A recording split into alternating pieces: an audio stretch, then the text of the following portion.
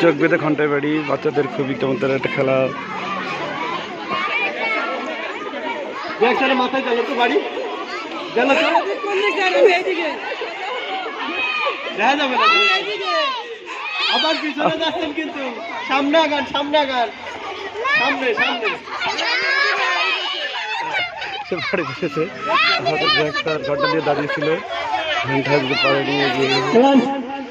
আর কেউ আছে?